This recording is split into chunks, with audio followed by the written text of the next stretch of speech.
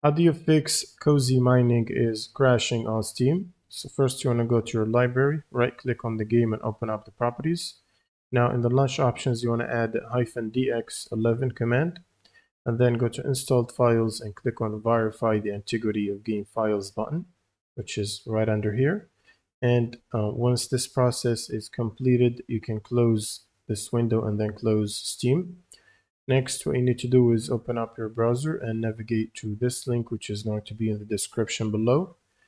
And from the redistributables table, you will need to get the 86 installer and the 64 and install both of them. Now, once you're done, this will require a computer restart.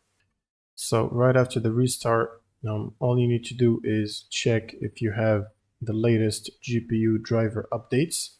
So you can either use the NVIDIA app or the AMD software depending on which GPU you're running.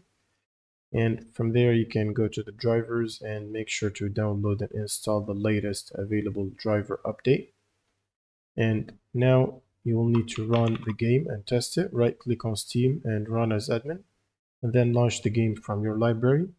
And that should solve the crash problem. Thanks for watching and subscribe.